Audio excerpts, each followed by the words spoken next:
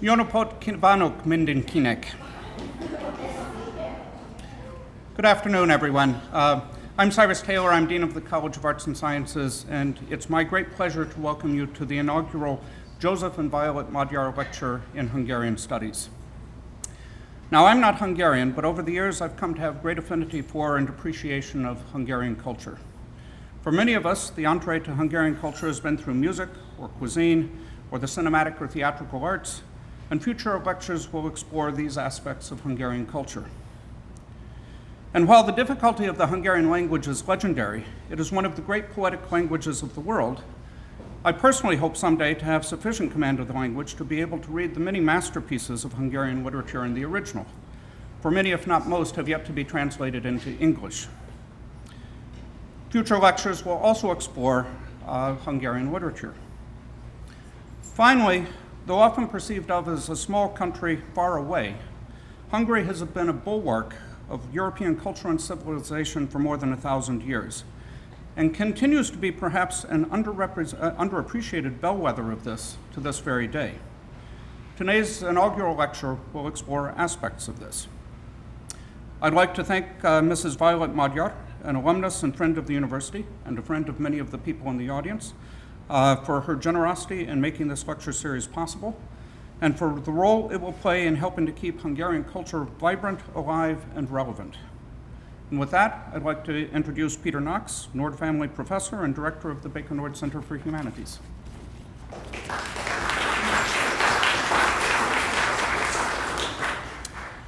Thank you, Cyrus. I am Peter Knox. I'm the still new Director of the Baker Nord Center for the Humanities.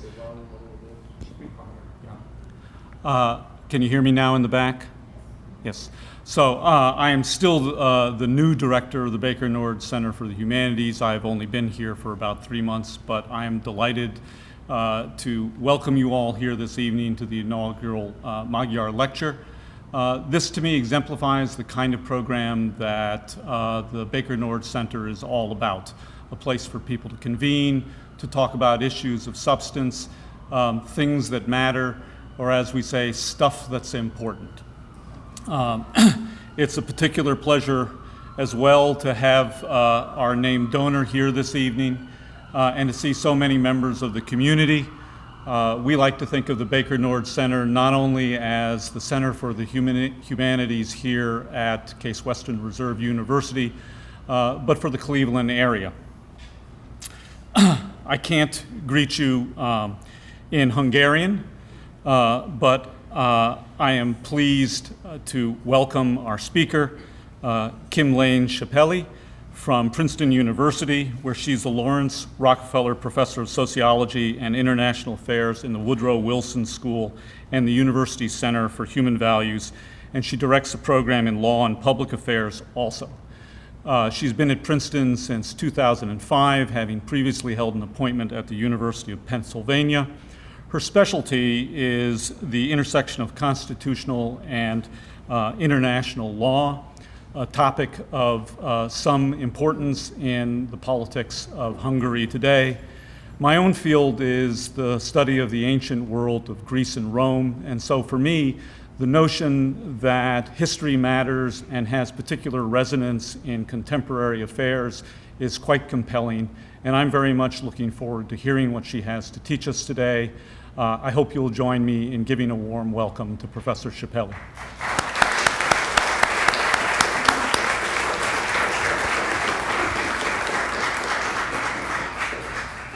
I'm really delighted to be here. When I was invited to come give the inaugural Magyar lecture, I was completely delighted because, of course, I think the whole world should be interested in Hungary. And I was delighted to have the opportunity to come to talk about Hungary. And today I was it was just delightful to meet Violet Magyar, who's here in the audience, Né Forgács, who was raised here in Cleveland, has really been an important member of the Cleveland Hungarian community. And I'm just thrilled that she's come back and devoted her energies to improving Hungarian studies here in Cleveland.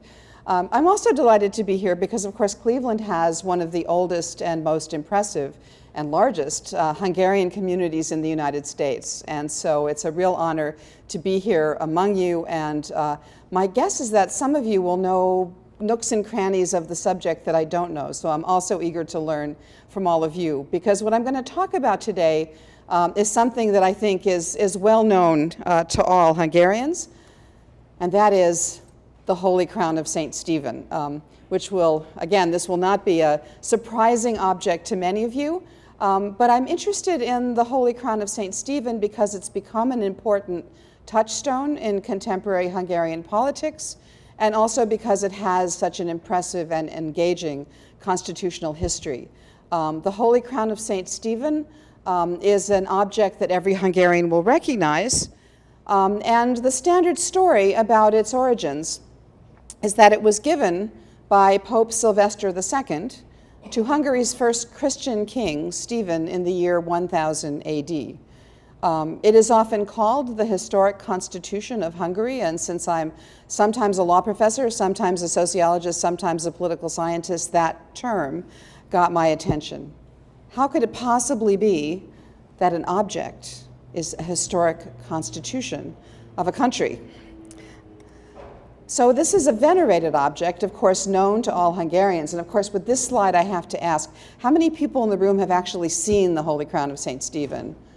Quite a few. And how many of you have replicas, pictures of the crown of St. Stephen at home? I'm both, okay. So a lot of you will know this object, right? And so what we've been seeing actually, I mean, in different periods of Hungarian history, the crown comes to prominence in public life. And since 1989, the crown has become even more prominent, I think, in Hungarian public life. You see it very often at Hungarian festive occasions, National Day celebrations. And my favorite are these little shrines that are kind of built in the countryside in Hungary, which reflect the crown. This one's meant to be like I think a wisteria arbor or something like that. But you see these things all over the place.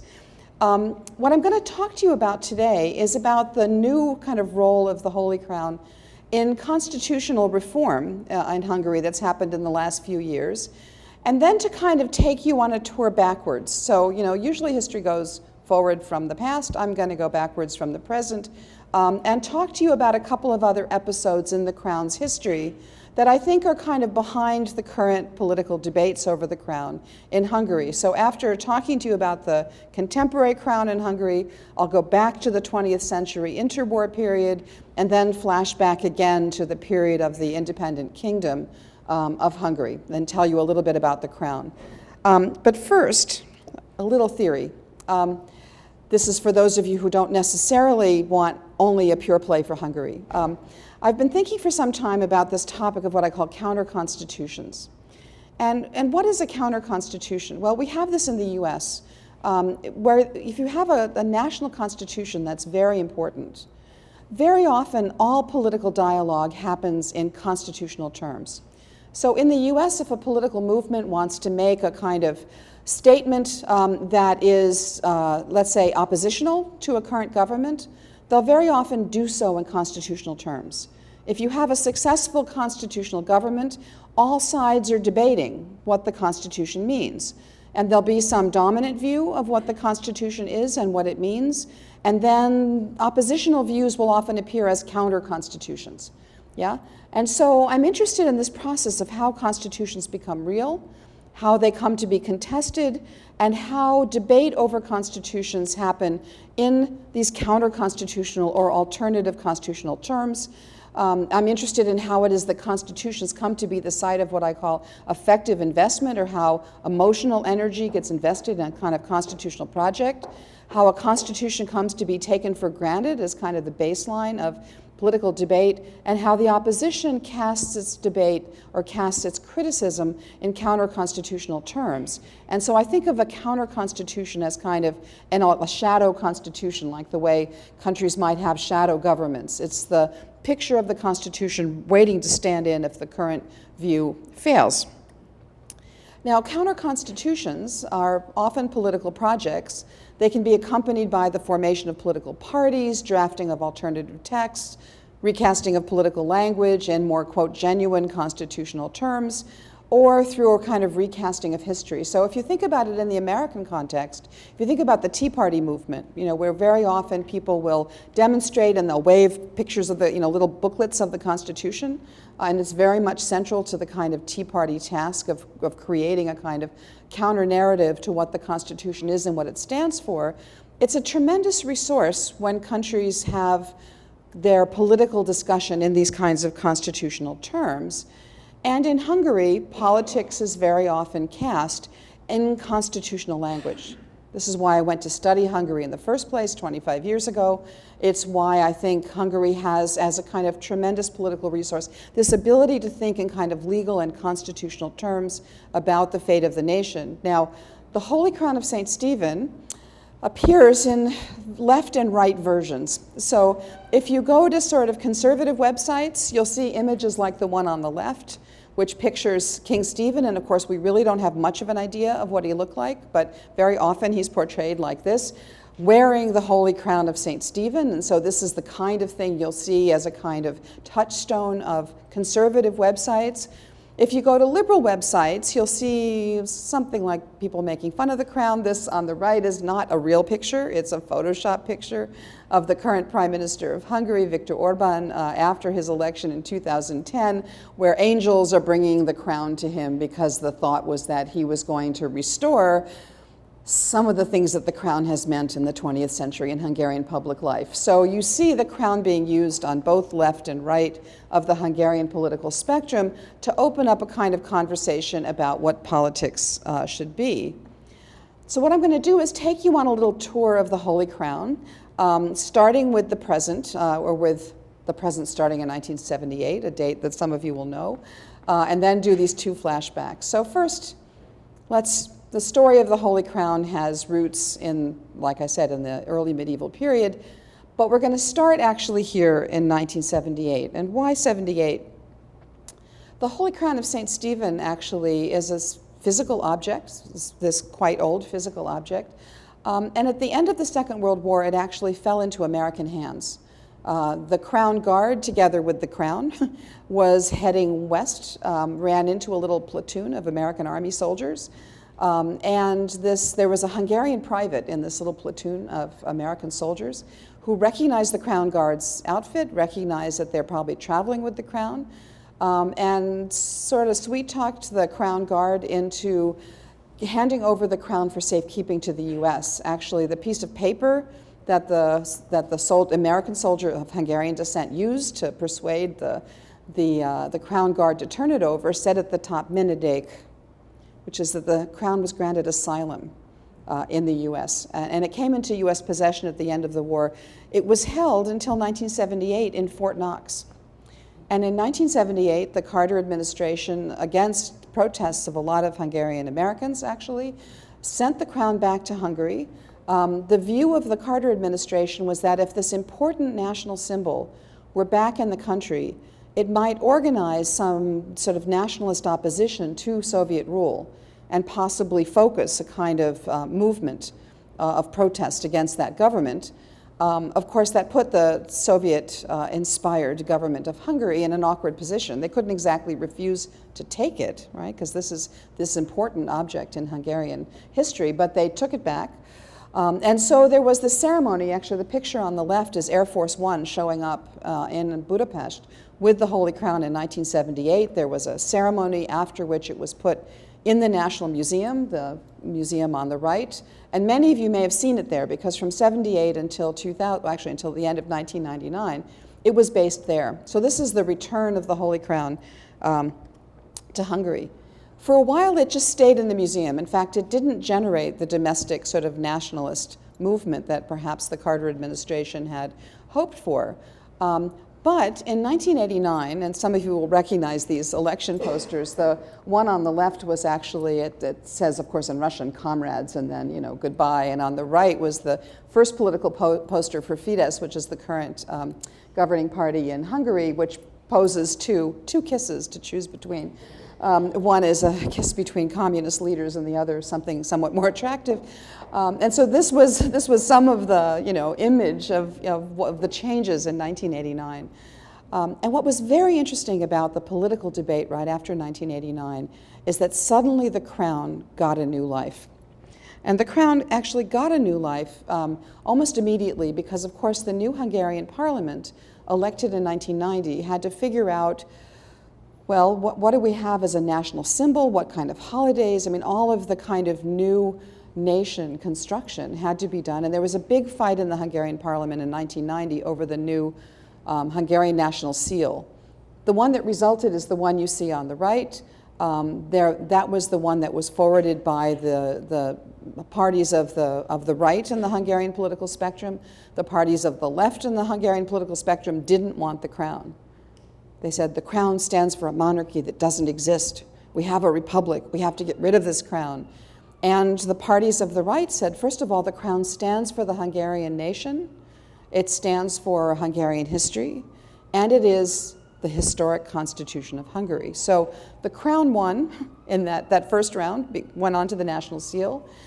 There was another debate. It came up again in a divisive way in 1995-96, when the then socialist-led government decided to rewrite the Hungarian constitution. And there were a number of all the 6 political parties in the parliament were represented on this new constitutional drafting commission, and the Independent Smallholders Party, which was the rightmost party in the Hungarian parliament at that time, first of all wanted to restore the monarchy, but second of all wanted to restore the historic constitution. And in fact, a lot of the reason why the constitutional drafting effort in 1995-96 failed was because the smallholders insisted that the crown be made the center of the new Hungarian constitution. And they couldn't get a lot of agreement on that, but it came back up again. So in 1998, when there was a kind of center-right government, coalition government elected with Fidesz as the dominant party, the smallholders went into government at that point. They were part of the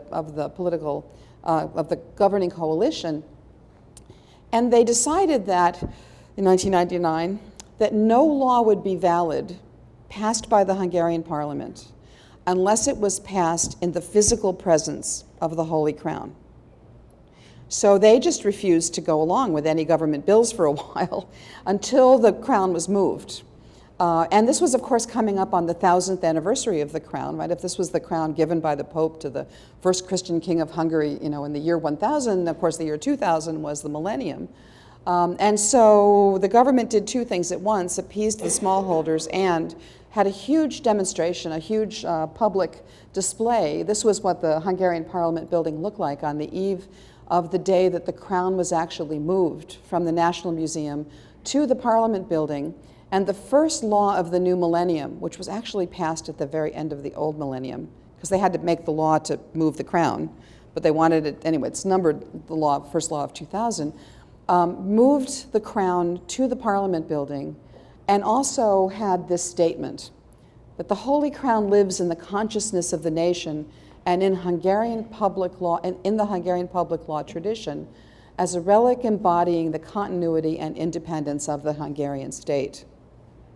Which is to say, you finally had an official pronouncement in law that the crown was the symbol of the independence of the Hungarian state.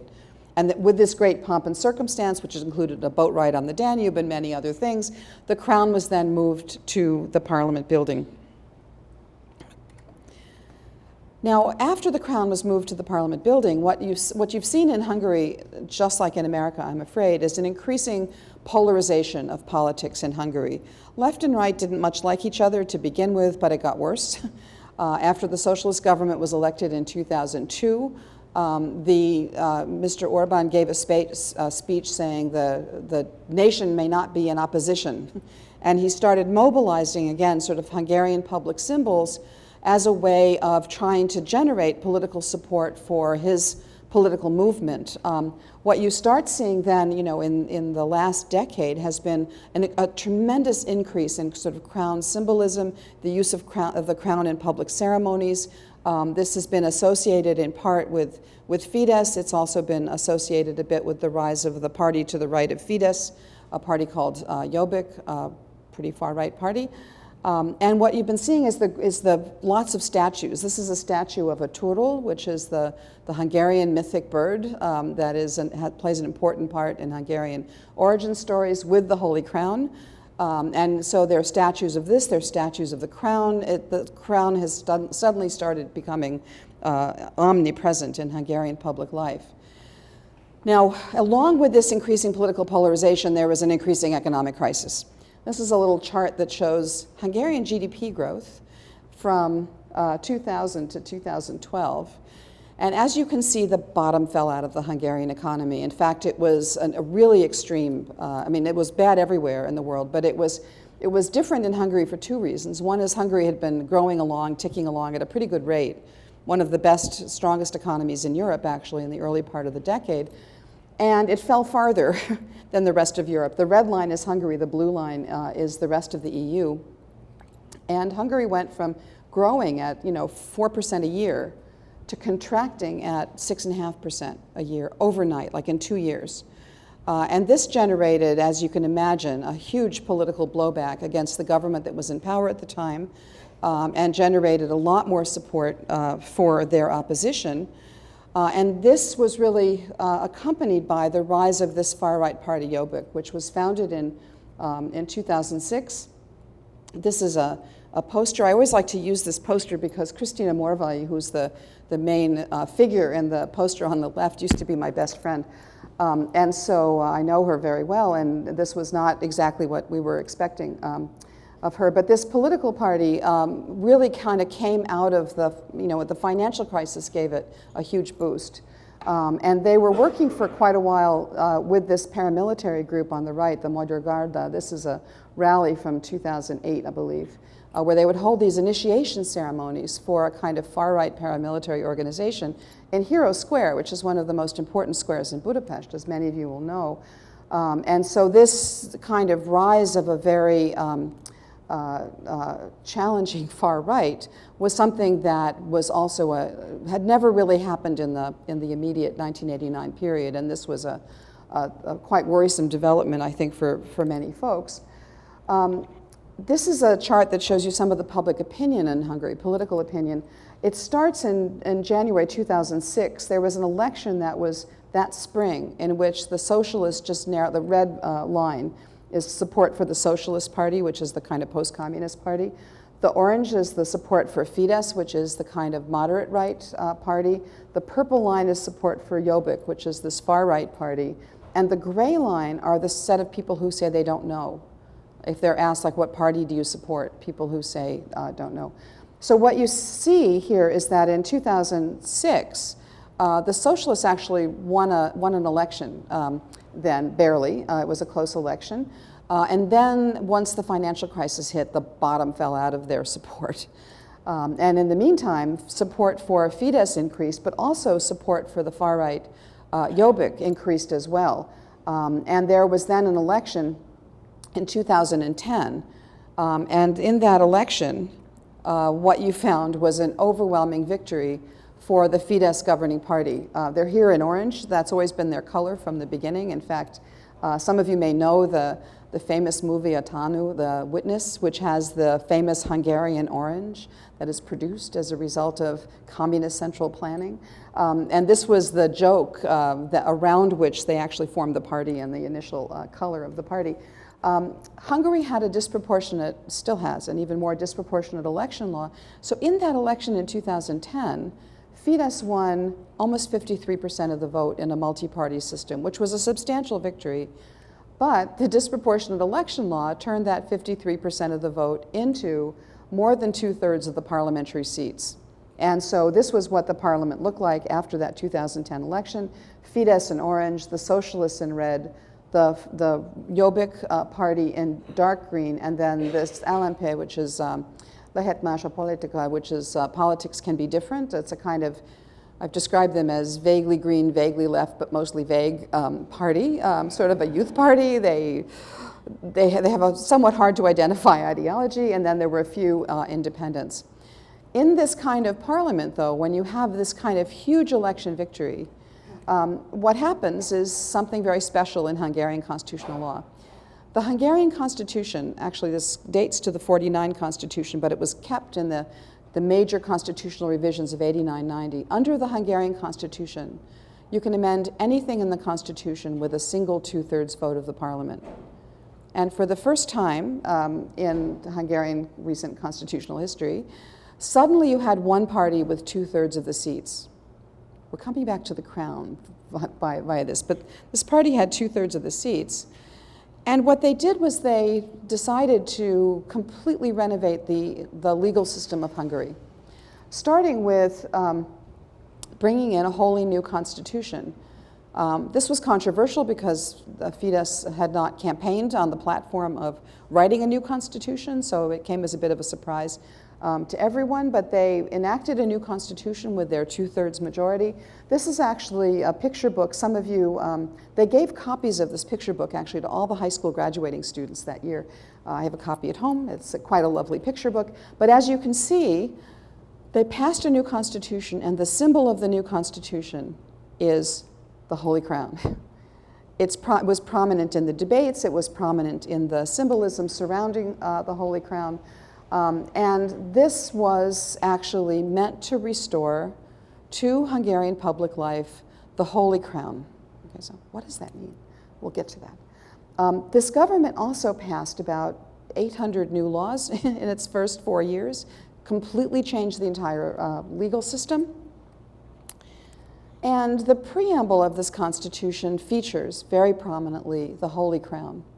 Again, this symbol which had kept coming up since '89 repeatedly.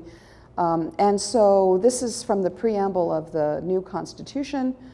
We, the members of the Hungarian nation, at the beginning of the new millennium, hereby proclaim we are proud that our King St. Stephen built the Hungarian state on solid ground and made our country part of Christian Europe 1,000 years ago. We honor the achievements of our historical constitution. Again, remember the historic constitution is often the description of the crown, right? And we honor the Holy Crown, which embodies the continuity of the Hungarian constitutional state and the unity of the nation. I've highlighted that because now there's a question about, so what does that mean exactly? When you have a constitution, it invokes the Holy Crown, and in a later part of it, usually preambles are just, how to put it, they're ornamental. They don't usually have any legal force. But in this Constitution, there's an article, it's Article R in the Constitution, that makes the preamble a binding source of interpretive authority for judges, which means when judges try to understand what the rest of the Constitution means, they have to look at the historic Constitution and the Holy Crown. Okay, so hold that thought. This, by the way, is a picture of the Hungarian Crown Guard. I'll say something more about them later. This constitutional order, though, despite having all of this kind of important symbolic, these important symbolic statements, did a lot of things, however, that have caused a lot of us who like to have constitutions that actually have separation of powers and rights and rule of law, to make us all very nervous. So one of the main things this Constitution did was to centralize a lot of power. The Constitutional Court of Hungary, which was a court that was designed to provide a kind of check on the fused legislative executive power that you get in parliamentary systems, this court had the power to kind of check what that government did. The Constitutional Court was disabled. They expanded the number of judges, they changed the way they were appointed. Within 2 years, the government controlled a majority of seats on the Constitutional Court, and since that time, it hasn't done much to check the government. They've replaced the head of the judiciary with a lot of their own appointments, ditto with the media, centralized control over local government schools, healthcare, and every single independent agency in the government is now dominated by Fidesz appointees.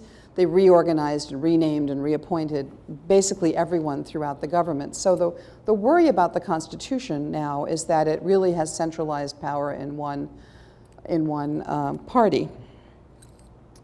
But the symbolic wrapping of this Constitution is in the crown and in these ideas of the Hungarian nation. And so what you see now is a kind of increase in these public ceremonies featuring the crown. Actually, on the right, what you have in honor of the new constitution, the Hungarian government issued a stamp that has the Isten alad meg a Magyar, which is how the constitution starts. That's the opening line of the constitution, with, of course, the Holy Crown. And so it's clear that the constitutional revision was meant to symbolize the return of the crown to public life. Okay. The left hasn't thought much of this. In fact, every time the crown comes up, people from the center to the left of the political spectrum can't help themselves. They make fun of it. These are a couple of pictures. This was from the Magyar Millennium, when they had a series of posters about, so what is the Hungarian nation doing at 1,000 years in? And of course, the crown here, the crown in Hungarian is the same for the tooth as it is in English. And on the right, it was representing the smallholders party, which is usually represented in cartoons with a potato. The left doesn't want to talk about the Holy Crown. This has been one of the major issues of political polarization in Hungary, that the right, to folks in the center right, to write the Hungarian crown is central, important, symbolic. To the left, it is not. So then the question is, why does the crown have this resonance? Why is it more appealing? And why has it been a kind of symbol, particularly of parties to the center right and right of the Hungarian spectrum?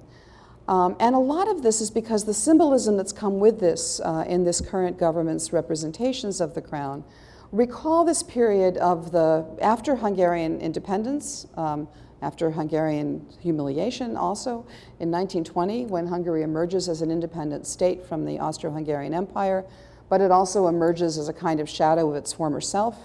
In this interwar period, the leader of Hungary from 1920 to 1945 was Miklós Horthy, pictured here, and this is one of his kind of famous portraits, and as you can see in the upper left corner, it's an image of the Holy Crown.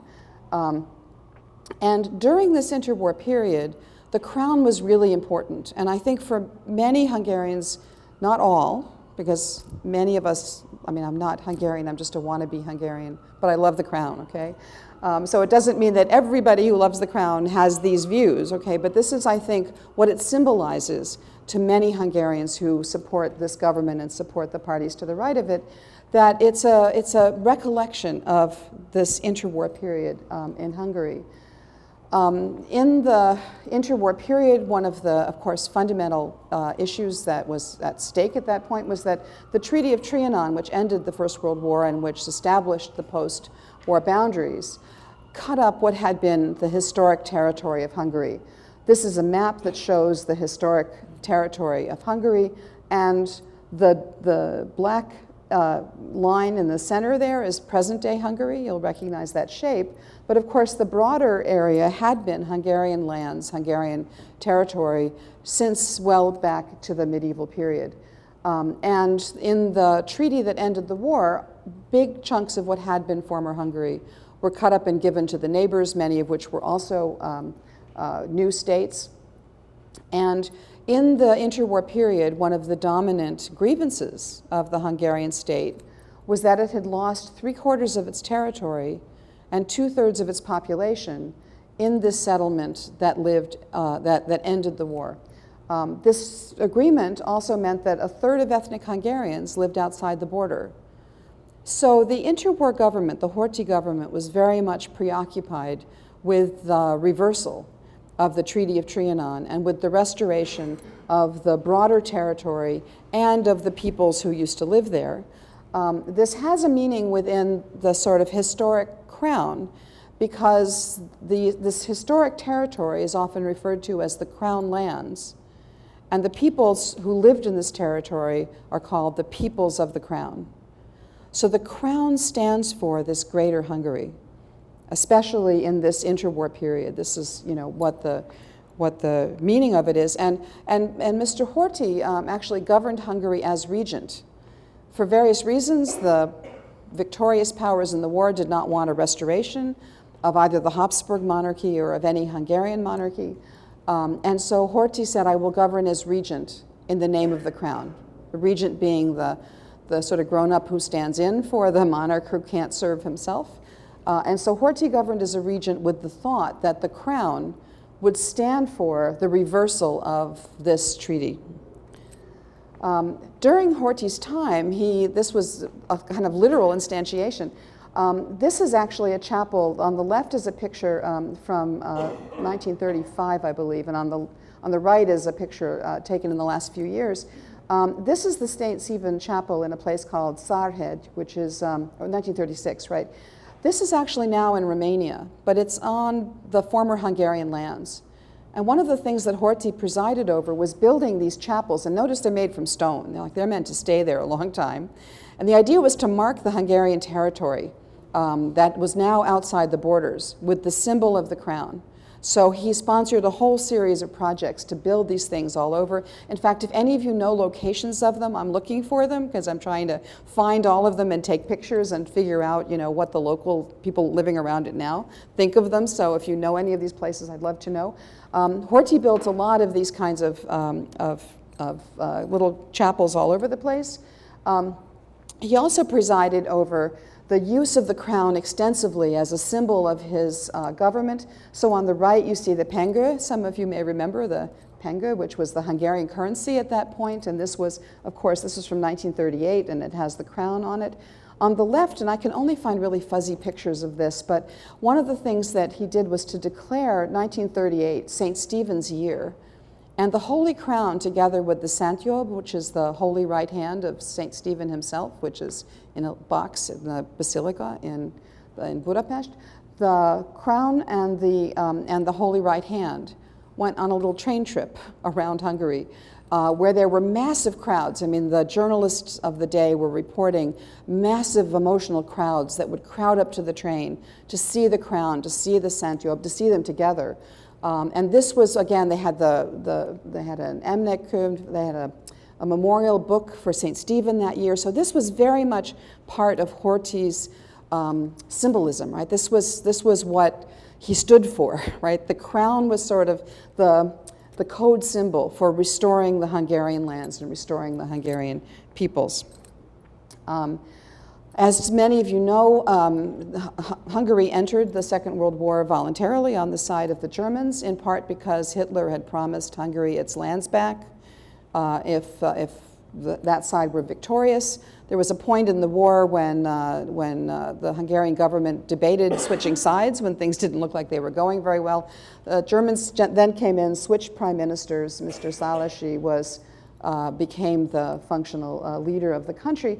This is actually a quotation from an account, I think, of an American Hungarian, and if any of you know who this is, I would love to find out. Someone who seems to have been a witness to the Szálasi swearing in, where Szálasi swore an oath on the Holy Crown of St. Stephen, and at least by this eyewitness account, was completely transformed from Hitler's servant to being Hungarian leader. And you find these kinds of descriptions actually around coronations going way back, but this was actually the most recent sort of swearing of an oath on the crown that seems to have produced this effect. But leaders of Hungary going back to the medieval period have sworn oaths on the crown or been coronated with the crown.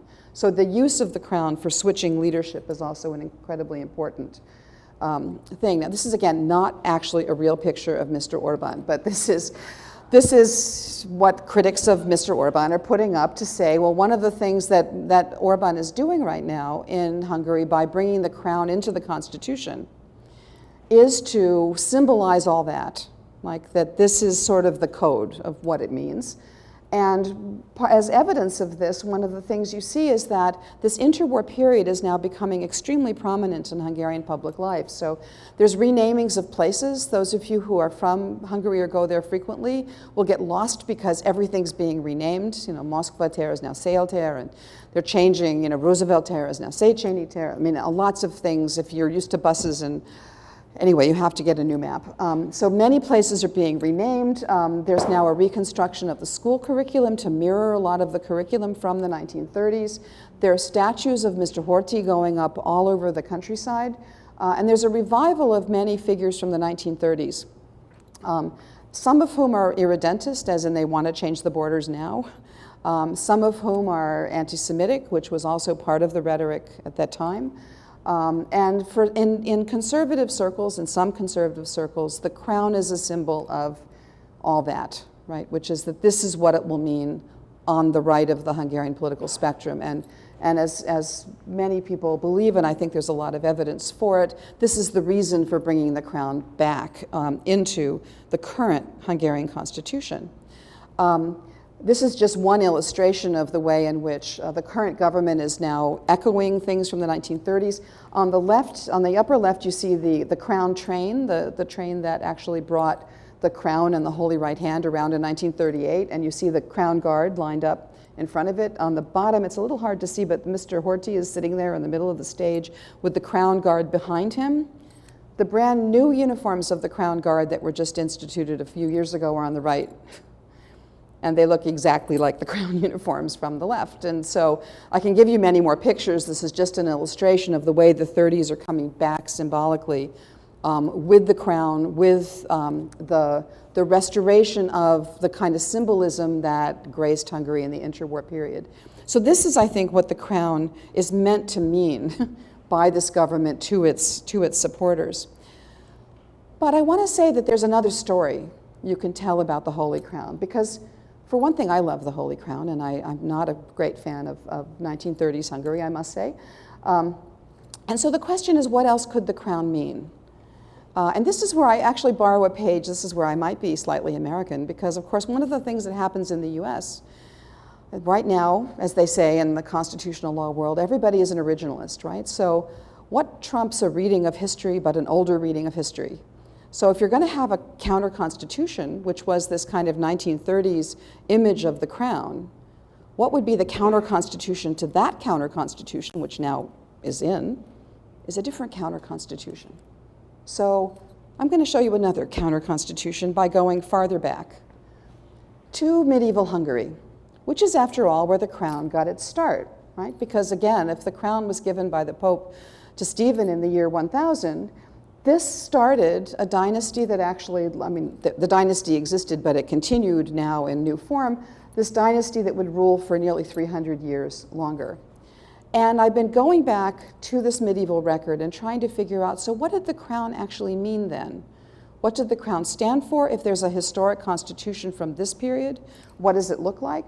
And actually what you find is that the crown actually makes an appearance to sort out who's entitled to rule from about the 12th century on. And I might say, some of you, there's a book called the Chronicon Pictum, or it's called the Képes Chronica in Hungarian, which is one of the most beautiful illustrated manuscripts of the entire medieval period of Europe, not just Hungarian history. It's extraordinary. There are illustrations like this on every page. This is a late 14th century book, hand illustrated, and it's just remarkable. So this is actually their image of Stephen from the 14th century. The Hungarian crown starts to have a kind of constitutional identity when pacts between the nobility and the king are made in the name of the crown. And the most famous one of these is something called the Aranybulla. I don't have all the accents because PowerPoint doesn't let you do accents unless you do them and paste them in, so I'm sorry, it should be Aranybulla. And so this was actually a Magna Carta-like pact from 1222 between a relatively weak king and a strong nobility. What this pact did was to put limits on the powers of the king, as the Magna Carta did in England. It establishes the privileges of the nobility against the king. It establishes a kind of equality of nobility and establishes the right of resistance. And what's interesting about the Hungarian nobility at this point, I don't have time to go into all of it, but it's a much bigger fraction of the population than you would guess. It's a much bigger fraction than in other European countries at this time, in part because Hungary has a rather flat hierarchical structure, but it's a lot more democratic, actually, than it looks. And so this pact was named, at least so the later sources say, in the name of the Holy Crown.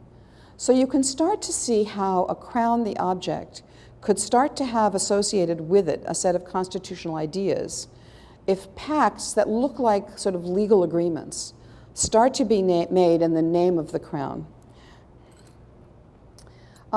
What you find, however, and the medieval record in Hungary is extremely spotty. Part of it is because not a lot seems to have been written down in the first place.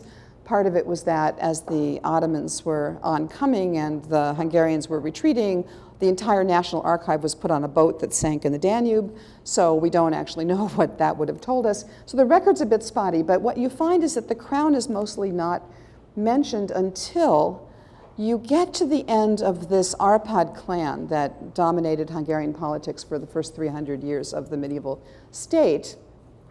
When the House of Arpad dies out around 1300, you get a practice in Hungary, it's also in Poland, it's also in Bohemia, also in Russia. All these Eastern kingships actually have nobilities that meet to elect the king.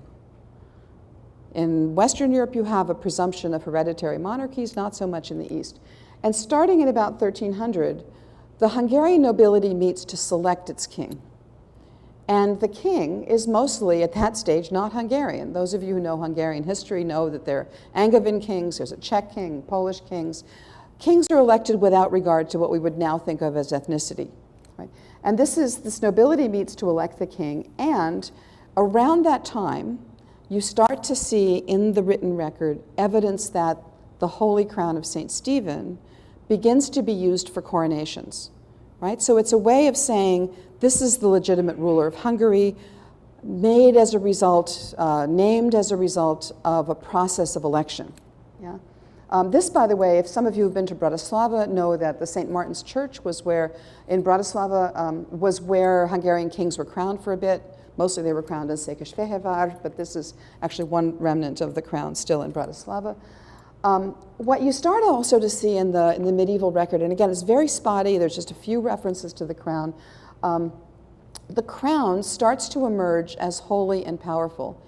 Not from the year 1000, actually. We don't have any records, one record that says there was a crown, no detail, from about 100 years after Stephen. But you start to see the crown emerging in the medieval record, starting in the middle of the 12th century, where the crown is first stolen. Some of you may know that one of the things that happens in the medieval period is things that are thought to be really valuable and relics of saints and really important symbolic things get stolen, which is partly a way of saying they're real. When they're stolen, it means they must have been the real thing, or else why would anybody bother to steal them? So there's this whole trade in stealing relics. So the first time we find that it's stolen, which is something that attests to its value, is in 1163. We start seeing references to a holy crown, again in the mid-13th century, little bits and pieces of evidence that the crown is coming to be actually quite important. And what I find fascinating here, this was the first illustrated, this picture is from the first illustrated chronicle of Töröcsy, a writer some of you may have heard of. This is sort of late 15th century, and this is the first picture, this is a picture of the last Arpad king wearing what's obviously the thing we now know of as the Holy Crown. This is the sort of earliest image I can find that clearly shows that it's that crown, right? And it's, you get references then that the crown comes to be holy, and in the 15th century, it's the center of it's stolen by a lady in waiting to the queen to crown it's a long, complicated story, but anyway, the point is it starts to be associated with miracles by the 15th century. There's this book called the Memoirs of Helena Kottner, which are now written originally in German, now in English. It's an amazing kind of first-person story of stealing the Holy Crown from the castle. By the 15th century, you start seeing foreigners start to notice Hungarians have this thing about the crown. So this is Antoni Bonfini, who many of you know was the sort of royal historian to King Mátyás Corvinus. And he writes this letter to somebody that says, you know, even an ox, once you see it embellished with the Holy Crown, must be honored with respect and treated as an inviolate saintly king. End of the 15th century. So there's something about the crown, right? It comes slowly, you see it with piecemeal evidence in the records, that the crown starts to really be seen as holy, as sacred, as having a kind of persona that really radiates and it deserves a kind of respect. This actually comes into law in the early 16th century with the writing of Mr. Verbertsy and the so-called tripartitum. This is the first codification of Hungarian law. In it, you start to see that the crown starts to have a legal meaning. It's the agreement, it's all these pacts between king and nobility. It has this kind of sacred effect. And here you start to see that's the beginnings of the idea that sovereignty rests in the crown, never in the king. The idea is that it's the coronation that gives the king the temporary power, but the crown keeps sovereignty. So kings only govern temporarily, yeah?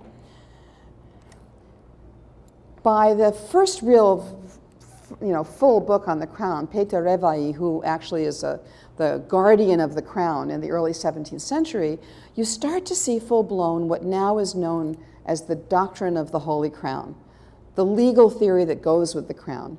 And what you see in this book, and this is really, it's very modern, sort of strikingly modern in its views, the king is always governing under the crown, right? Because sovereignty stays in the crown, the king is only temporarily crowned with it, so the king is always governing under constraint. You also see the nobility is equal before the crown and entitled to elect the king. You might think of the first as constraints on executive power, the second as some kind of democratic process. The third, the nobility has rights against the king that the king must respect, or else the nobility will not respect the privileges of the king. This is the origin of the right of resistance. It's the beginning of rights claimable against power. In short, by the early 17th century, growing out of this tradition of the sort of medieval crown, the doctrine of the Holy Crown comes to stand for something that looks surprisingly A, constrained, B, democratic, and C, rights-based, associated with the crown. And so, on the right, we have the first image in a printed book of the Holy Crown of St. Stephen in this Revai book, and I've actually been to the National Library in Hungary and held the original version in my hands. It's very exciting. And so now the question is, so what about this object, right? I've told you about the meanings of it. I've told you about the medieval theory about it. What about the image of it? Well, now I want the crown to speak for itself, which is the crown is object. Because the Holy Crown of St. Stephen has this legal personality, has this kind of legal theory, it also is just a physically fascinating object. This is the picture of the crown. Many of you have seen the crown in person. The crown, as it turns out, consists of two parts. So one is the lower crown, so the hoop around the bottom, and the other is the upper crown. Like the right picture is what happens when you look down on it from the top. And there's a kind of cross piece, and there's the cross in the top. It turns out that the lower crown and the upper crown are a little bit different from each other. Let's start with the upper crown. So these are some of the enameled portraits from the upper crown of the Holy Crown of St. Stephen, Saints Peter and Paul. You can see that these are Latin inscriptions. The art is very specific. In fact, some people claim that these enamels were made in Regensburg. It's actually a little hard to know exactly where they came from, but this is the upper crown. But if you look at the lower crown, this is what the enamels look like around the hoop along the bottom. These are the twin saints, Cosmos and Damian, and the inscriptions are in Greek. In Greek. Oops, right? If this is a crown given by the Pope to the first Christian king of Hungary in the year 1000, you would expect all the inscriptions to be in Latin. The fact that all the inscriptions along the bottom of the crown are in Greek means that the bottom must have come from somewhere else. Couldn't have come from Rome. Had to have come from someplace else. It's called the Greek crown. And here you see, so you hold up the enamels side by side. This is the image of Christ on the bottom part of the crown. This is the image of St. Andrew on the top part of the crown. You can just see that they're not from the same family of portraits, right? They came from different places. And so it turns out the bottom part is a crown not from Rome, but from the Byzantine emperor of the day. I think by now this is pretty well established among art historians. And the clue is actually given on the crown itself. These are the two portraits on the back of the crown. The one on the right is the portrait of the Byzantine emperor, Michael VII, who ruled, well, not in 1000, shortly thereafter. So this is still an 11th century portrait. And it turns out he rules at the same time as the person represented in the portrait on the left, King Geza I of Hungary. King Geza of Hungary turned out to have married the daughter of Michael VII. And what most people now say is that this was actually the bottom part of the crown was given as the coronation present by the father to the daughter. And who's on it? Father and the husband. Now, there's something slightly snarky about this, because if you'll notice, the figure on the right has the green symbol around the head, which would have been a halo, and the husband doesn't have a halo. Okay, he's actually the only portrait on the Holy Crown that doesn't have a halo, because all the others are saints and Christ, and so the Hungarian king is the only one without the halo, I'm afraid, on the Holy Crown, sorry, but that's, anyway, so, but this also dates it, right? This tells you that the Byzantine part of the crown must have been from that time, because those two figures are not, shall we say, the most important figures in either history of either, country. So this must have been, and most people say, the bottom part of the crown was not Stephen's, it was this Byzantine crown. So then, what's the top part? Well, you can see actually, if you turn the thing over, that it really is just two pieces, kind of hammered together. It's not, I mean, this might have been advanced workmanship for the time, but it doesn't look all that professional right now. The origin of the top part is still a bit of a mystery. What a lot of people think is that it was a reliquary, which is to say like a container that might have contained maybe, Stephen's other hand or some other body part, because body parts were kind of big at that time. And so the top part probably was a cross lopped off, because there's only 8 saints on the top part. Usually there are 12 in the Roman world. And so many people think 4 saints were lopped off and it was kind of attached later. Probably the attachment was done in the 12th century. Nobody knows for sure. It's actually quite hard to date it. But given the textual references that I've mentioned to you, you start hearing about a crown that looks like this, sort of in the 12th century. So the first thing is that this isn't Stephen's crown. On the other hand, it is a very old crown, and pieces of it might have been in contact with Stephen, right? Which is to say, if the reliquary contained a part of his body, which it may have, then it actually is something that could have been in touch with Stephen, literally. So what do we make of all of this? Okay, so I've now told you that the doctrine of the Holy Crown, the medieval part, is actually, not only is it kind of respectable and neat, but I think Hungarians have the best medieval constitutional law in all of Europe at that time. And you've got this crown that is not Stephen's crown, but a very ancient crown that has this kind of mixed origin, right? So what could a counter-constitution be that took this period rather than the interwar period as its source? Well, I think what you get is that the king always governs under constraint. The members of the polity have rights against the king, including the right of resistance, and they're equal as well. And that the crown governs a multicultural and multinational community with tolerance, right? This crown cannot be really said to stand for one version of Christianity only, because the crown is at the border of East and West. It clearly is, and as was Hungary at that time. This was right around the time the Eastern and Western churches split, and Hungary has representations of both. And it also stands for the fact that the traditions of Hungary are multiple. So what if that were the counter-constitution, right? What if the historic constitution of Hungary were this version rather than the interwar version? Well, this actually has an enormous amount of practical importance, because as I told you at the very beginning, the new constitution says that the constitution itself must be interpreted in light of the historic constitution and the doctrine of the Holy Crown. Okay, so judges who have to now interpret this new constitution have a choice. They can take what the crown stands for in the sort of interwar period, or they could take what the crown stands for in its medieval form, right? And so this could actually give some, in fact, I've had judges in Hungary ask me this question, what is the historic constitution? What are we supposed to do with it? To which I say, Hungary has a fabulous history. This is so this is something that actually the courts could now use to interpret this constitution in a way that promotes constraints on government power, again, a kind of separation of powers, rights, tolerance, multiculturalism.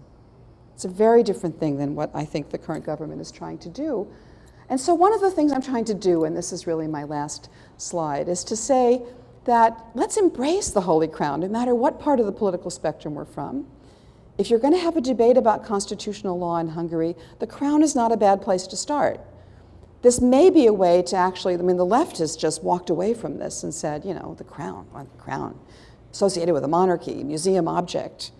But the crown actually has a very complicated and important history that I think would put Hungarians and, in fact, the world in touch with this really amazing, astonishing tradition that Hungary's had from the medieval period on. And so I actually welcome the fact that the crown is now in the Constitution, and I hope that uncovering these different histories of the crown will lead to a more constructive and perhaps less polarized constitutional debate now in Hungary. And thank you.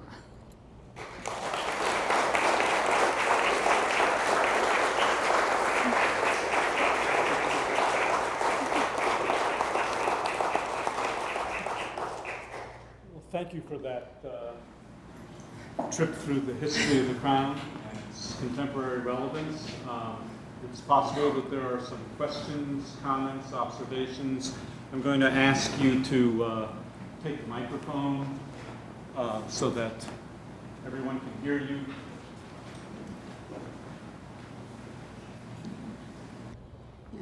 My question goes back to my early education, and I was told that the crown of St. Stephen's was actually made in Constantinople, that it was made under the influence of Orthodoxy. Yes, that's the Byzantine part. That's correct. Yeah.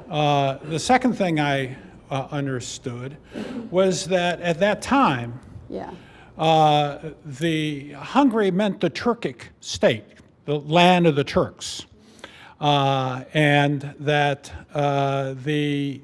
there was a very, very strong Turkish aura influence in Hungary. And I wonder how those two comments augur with your talk. Yeah, no, thank you. So first, you're absolutely right. So the idea is that the bottom part of the crown did come from Constantinople, was an Orthodox crown. But again, Orthodoxy, one thing I've learned in researching this is that Orthodoxy, so the Eastern Church and the Western Church split, and yet they didn't. So there were lots of traditions that carried over from one to the other. There's a new book now coming out on the use of icons by the Roman Church, for example. And there are some really interesting now art historical works on the use of Roman imagery in Byzantine art. So that split is not as strong as one might imagine, and the crown is evidence of this. Excuse me, cough.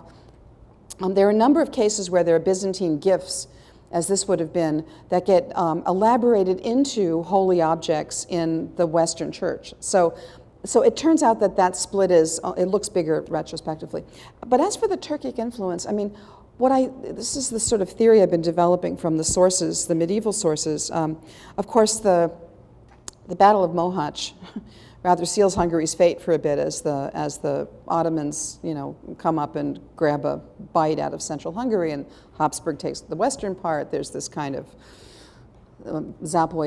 Transylvania is either independent or a vassal state to the Ottomans, depending on which history you read. Hungary is cut up into pieces. Every time Hungary is challenged, like, for example, at the end of the Arpad dynasty, during the partitions, what you see is a flurry of writings on the crown. That's when you start to see the sources wondering what to make of it. And so what I think is that the crown becomes important at moments of crisis in Hungarian history, because it's the one continuous object that goes really that far back.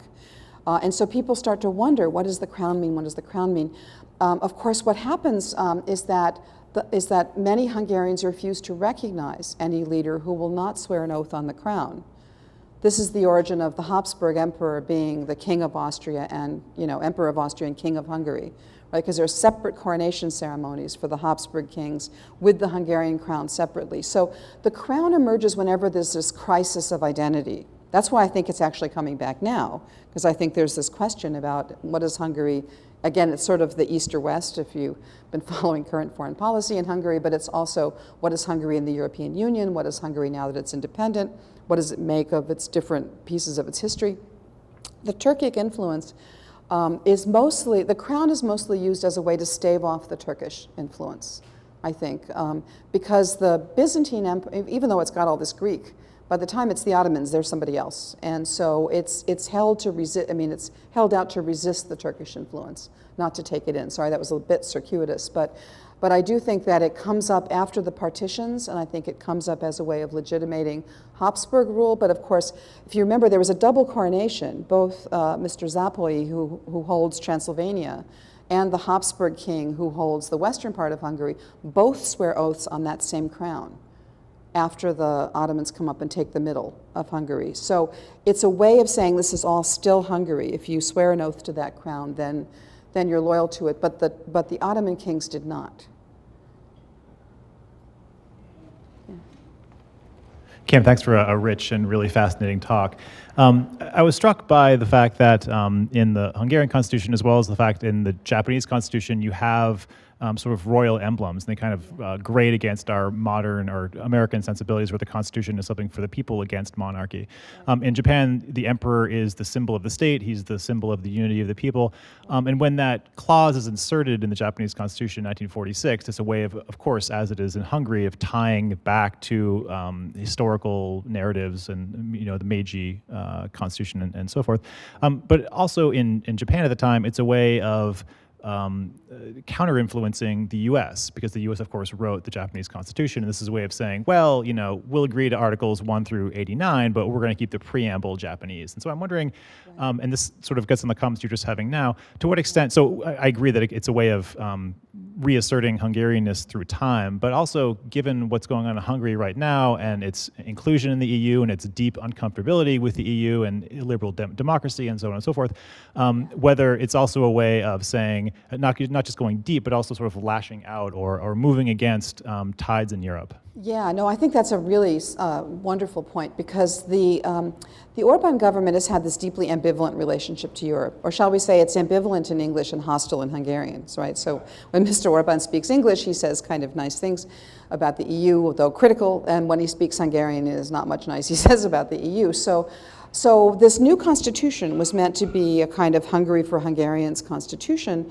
and the invocation of the crown in that preamble is, I think, designed to put the EU on notice that Hungary has not given up, or at least some factions of the Orban coalition have not given up the claims to Greater Hungary, which is, shall we say, fighting words in the European Union.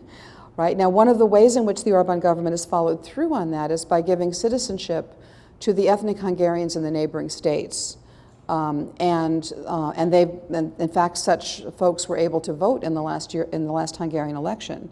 Orban would not have won his 2/3 last spring without that foreign vote, without the Hungarians over the borders, as they're sort of called in Hungarian. So it is exactly meant to be a throwback to this interwar period before the EU, in which Hungary was humiliated and cut up. And Orban's been trying all the legal methods to restore the old Kingdom of Hungary, territories and peoples.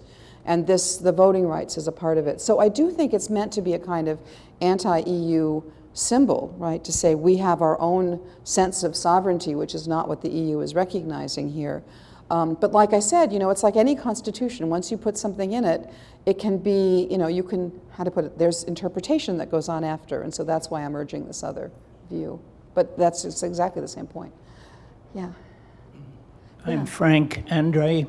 I was born over there in the 1930s in the interwar period. Wow. The crown has meant everything to us back then. I have clear memories. And I want to thank you for your lecture, because it really gave us a lot of details. But I also think about the British crown, which we in America are not under it here. But just think of all those other countries, like even Canada. The Queen means so much to them, even though politically she's just a figure there, let's face it. But the crown, the British crown, has a great symbolic value.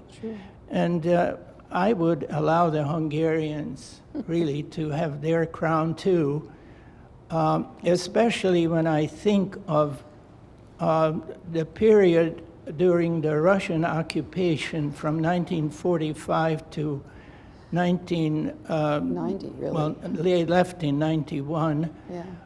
But during that time, the symbol was the red star. Right. There was no crown in that time, and I welcome the crown.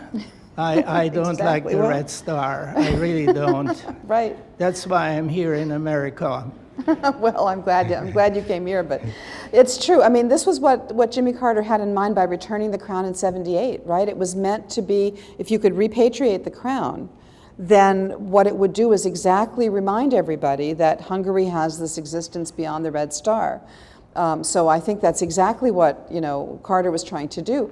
That said, there were a lot of Hungarian Americans who were extremely upset about that because they took seriously the promise that had been made by that private, that the crown had been granted asylum, this menedék, in the U.S.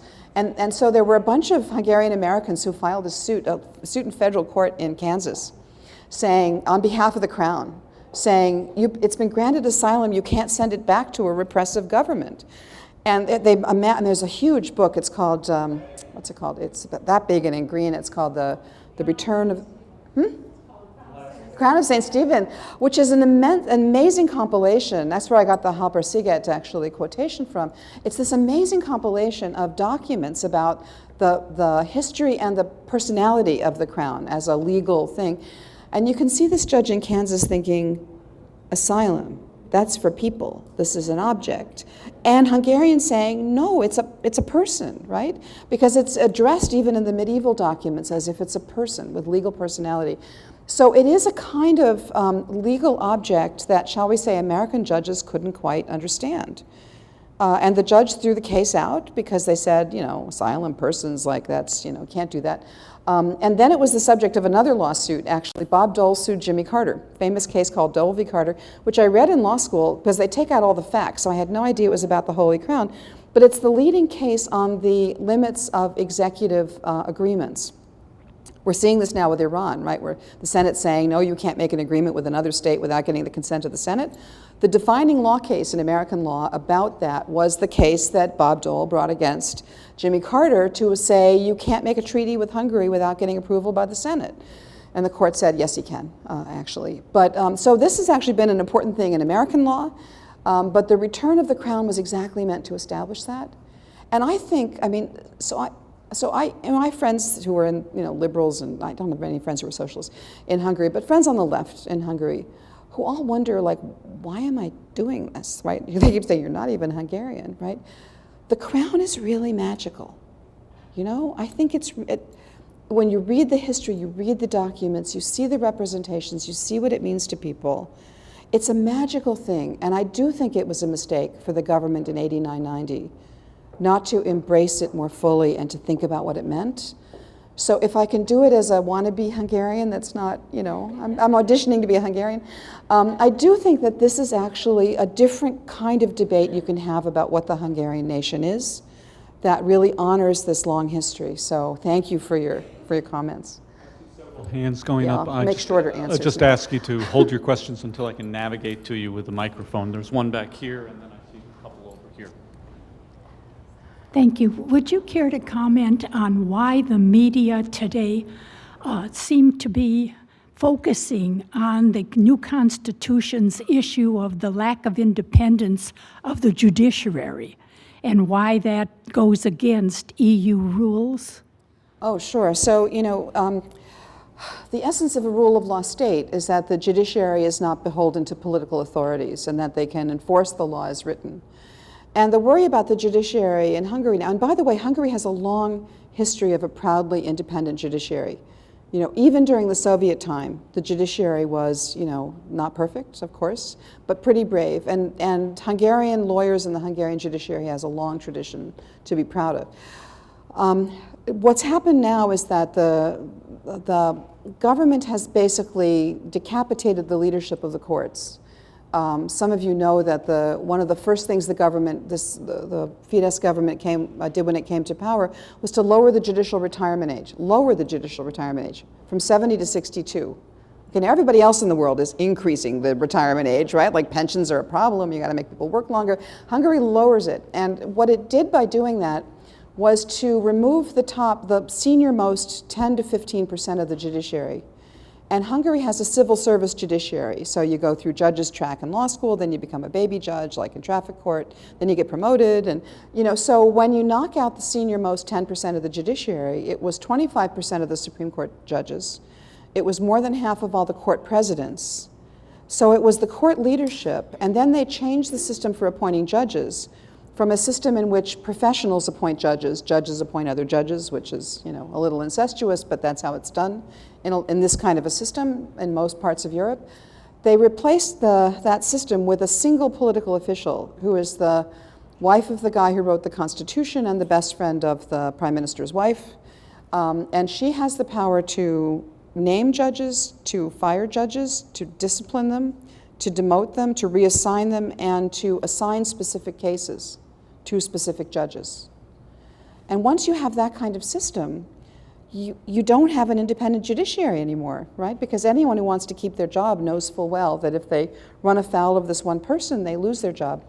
So that's the state the judiciary has been in for several years. That said, there are still amazingly brave judges who have stood up to the government, and then the government will make these horrible speeches, against them and so forth. But so far, there haven't been that many judges who were fired. Okay, but it's still a very precarious thing. I mean, I know a lot of judges, and I worked at the Constitutional Court for 4 years in Hungary in the 1990s, and I know a lot of the judiciary, and a lot of them are retiring early. They're moving out of the country.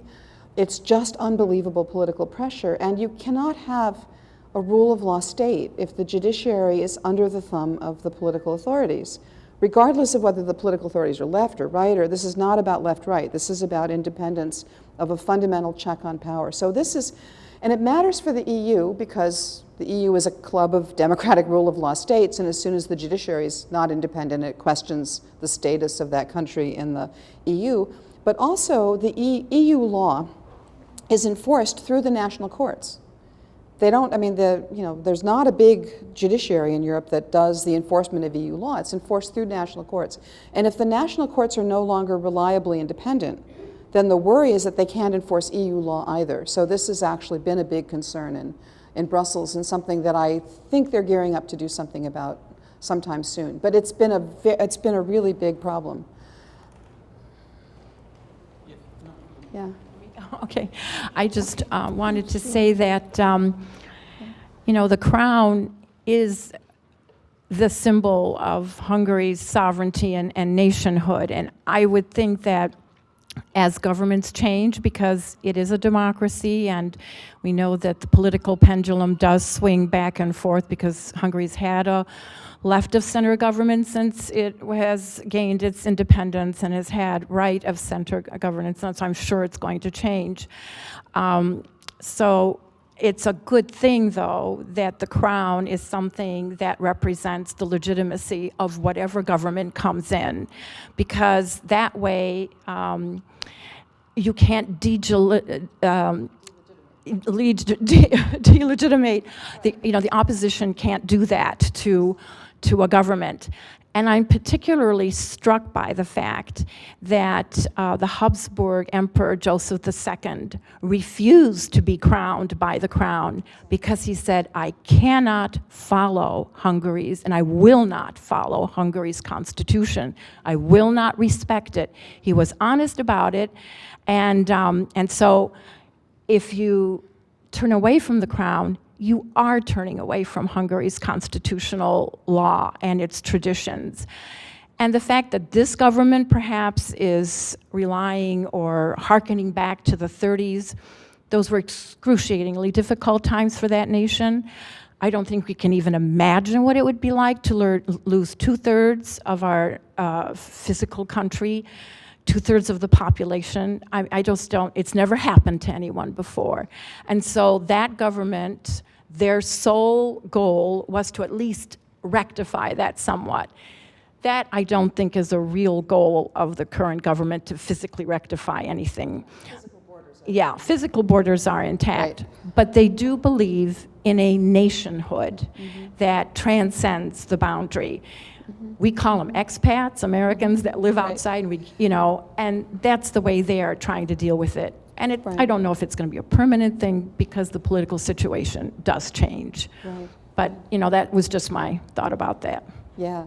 No, thank you. And this is actually what I'm trying to do, is to say, and in fact, a lot of what I'm doing is aimed at the left, saying, why did you reject this thing, right? It doesn't just mean the 30s. You've got a lot more history. So it can be, there are versions of this history that support all sides of the political spectrum. If you can get everybody with this in the focus, then nobody can say you're unpatriotic. I mean, the crown is the sovereignty of Hungary. It has been that for a long time. So I think it was, like I said, a mistake for the left to reject it. That said, just two things. One is that in a normal democratic government, you get governments that switch by pendulum. The thing I'm worried about actually right now is that it's extremely hard for an opposition party to win because of the way the government rewrote the election rules. And I wrote a ton about that before the last election. It's not a level playing field now for multiple parties, and certainly not, the left is not going to have a chance at winning, partly because they don't have, shall we say, inspiring leaders like in the forefront of the movement right now, but also it's that the left is very divided, but also the left couldn't win electorally given the electoral map and the way it was drawn. Right now, actually, Fidesz's biggest challenger is Jobbik. Yeah, and so here's my worry about the uniting Hungarians across the border and the nation. In many countries, ethnic nationals get privileged citizenship in the community when they go back or even when they're living abroad. That's not my issue. The worry that I have is that when ethnic nationals get citizenship that comes with a right to vote, they get to vote in the community without actually bearing the consequences. It's a big issue. A lot of countries don't allow their citizens living abroad to vote. You have to be in the country on the day of the election and so forth. My bigger worry is that in the last election, I think the giving citizenship to the citizens over the borders, however much of a reason it may have had in kind of reconstituting an old historic wound, also allowed the government to run an election outside the borders that had no monitors at all. And if you looked at the opinion polls, say in Romania, about 20%, about 80% of the voters who registered to vote in Transylvania, for example, would have probably voted for Fidesz. About 20% would have voted for Jobbik. The vote came in 98% for Fidesz. And they needed every single vote to win the extra seats they got through that. There were no observers, there were no checks, nobody knows if the people registered were actually ethnic Hungarians or voted only once or how many times. So my worry about this is that I'm worried that it's become a machine for tipping the national election so that the governing party gets the extra votes. I think that's what happened actually in the last election, because nobody gets 98% of the votes in a free and fair election, right? If you get 90%, it's actually evidence that, anyway, so I'm worried about that. So I'm worried that the Orban government often has these warm and fuzzy national symbols, and underneath it is a mechanism for keeping them in power. I'm worried that they're not going to be able to be moved peacefully out of power. In fact, the thing that scares me is that the last time I was in Budapest, people in the opposition, and this is both left and right opposition, are starting to say, this government can only be removed by violence. That's frightening, right? I mean, that should not happen in a democratic system. So I am very worried that this government has entrenched itself in a way that will be very hard to remove. That said, it may be in the process of removing itself. Some of you might have been noticing the last few months there have been fights in the governing party. Mr. Šimečka taught me some new Hungarian vocabulary recently. Yeah, so I mean, it may be that it cracks from within. It's possible. People ask me about the future of Hungary. I say 25 years from now it'll be fine. The question is how much pain people endure and for how long in the meantime. You didn't say something about the black budget, the fact that it takes 67 and 2/3%, and we had a situation in Hungary where there was one member of Fidesz that pressed Oh, right, the button. Yeah. I actually just wrote, some of you know I write about this stuff on Paul Krugman's blog. People say, why do you write on Paul Krugman's blog? And the answer is because I can write it in the morning and it's published in the afternoon. Also because everyone in the universe seems to read Paul Krugman's blog. But I just wrote something about this. So the last election resulted in a bare 2/3 vote. I mean, literally, if there had been like 5 fewer votes anywhere, Fidesz would not have gotten its 2/3. And it set up this constitutional system so that on a daily basis, it needs 2/3 votes to govern because it created all of these laws that require 2/3 majorities.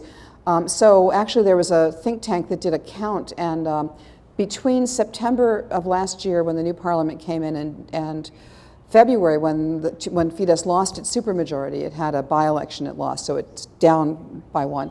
They had 54 votes that required 2/3. I mean, so, and there were 219 in the year before. Okay, so 2/3 governance, excuse me, is something, excuse me, that they've backed themselves into. So they're down 1. They need somebody from another party to vote with them to get their 2/3 now. They have one of their own, but it turns out, and this is what I wrote in my last blog post, the way most Hungarian law is written, you only need what's called a relative 2/3, which means you need 2/3 of the members of parliament present on the day of the vote, not 2/3 of all the members of parliament. So Hungarians are really good mathematicians. They've learned that you don't just look at the numerator, you look at the denominator or the fraction, right? And if you can get somebody from the opposition to be missing on the day of the vote, then you have your 2/3. So there have been 2 occasions where this 2/3 came up. And actually, in one case, one of the Fidesz people voted for the wrong button. That's the one you mean. So that was just a mistake. But in the other 2 cases, and he was fined. Yeah, the parties, both Jobbik and Fidesz, fined their parties for voting against, the party whip. Yeah. Anyway, so he had to pay a personal fine. But in both cases where they needed the 2/3, there was a single Jobbik member missing. So the question is that an accident or is it deliberate? Is there a functioning coalition going on between Fidesz and Jobbik? Because every time Fidesz needs the 2/3, a Jobbik member is missing. Or is it just that people have flat tires on the way to the parliament, or something like that? So we don't know, but this is the question, because if it's an open coalition, think of Austria 2000, right? When a far-right party went into coalition in a European government, sets off bells in Brussels. And if there were a formal coalition, you can imagine the EU would really be a little upset. But if it's an under-the-table coalition, where all you need is the denominator to change, not the numerator, right? Somebody missing, then it's hard to prove. And this is what it looks like is happening now since Fidesz lost the last by-election in Veszprém. There's another by-election this Sunday where the Fidesz candidate, actually it's a 3-way between Jobbik, Fidesz, and the Socialists. And it looks like the Jobbik candidate may win, which would again mean the Fidesz would need 2 people to be absent on the day of a vote to get their 2/3. So this is, it's interesting times right now in Hungary. But watch for the absences. Every time you see a 2/3 vote, look at who's missing. So I have a sense that this conversation will go on quite a while, and I'd like to invite you to continue that downstairs in a more congenial setting reception that we have there in room 206 at the Baker's Orange Center. But before we adjourn there, I'd like to invite you also to join me in thanking our speaker for her. You all.